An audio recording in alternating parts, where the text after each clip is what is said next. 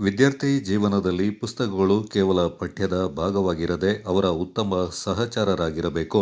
ಜೊತೆಗೆ ಮಾನವೀಯ ಮೌಲ್ಯಗಳನ್ನು ಬೆಳೆಸಿಕೊಳ್ಳಬೇಕೆಂದು ಪಿರಿಯಾಪಟ್ಟಣ ಸರ್ಕಾರಿ ಪ್ರಥಮ ದರ್ಜೆ ಕಾಲೇಜಿನ ಪ್ರಾಂಶುಪಾಲರಾದ ಪ್ರೊಫೆಸರ್ ಬಿ. ನಂಜುಂಡಸ್ವಾಮಿ ಅವರು ಹೇಳಿದ್ದಾರೆ. ನಗರದ ಸರ್ಕಾರಿ ಪ್ರಥಮ ದರ್ಜೆ ಕಾಲೇಜಿನಲ್ಲಿ ಶುಕ್ರವಾರ ನಡೆದ 2025-26ನೇ ಸಾಲಿನ ಪಠ್ಯ ಮತ್ತು ಪಠ್ಯೇತರ ಚಟುವಟಿಕೆಗಳ ಸಮಾರೋಪ ಸಮಾರಂಭ ಕಾರ್ಯಕ್ರಮದಲ್ಲಿ ಪಾಲ್ಗೊಂಡು ಅವರು ಮಾತನಾಡಿದರು. ಶಿಕ್ಷಣ ಮುಗಿದ ಬಳಿಕ ವಿದ್ಯಾರ್ಥಿಗಳಲ್ಲಿ ಮುಂದೆ ಏನು ಎಂಬ ಭಾವನೆ ಮೂಡುತ್ತೆ. ಆದ್ದರಿಂದ ವಿದ್ಯಾರ್ಥಿಗಳು ಓದು ಮನುಷ್ಯನನ್ನ ಪರಿಪೂರ್ಣನನ್ನಾಗಿ ಮಾಡುತ್ತದೆ ಎಂಬಂತೆ ವಿದ್ಯಾರ್ಥಿ ದೆಸೆಯಲ್ಲಿ ಪುಸ್ತಕಗಳ ಸ್ನೇಹ ಅದು ಇಡೀ ಜೀವನದ ಯಶಸ್ಸಿಗೆ ಭದ್ರ ಬುನಾದಿ ಹಾಕುತ್ತದೆ ಎಂದರು.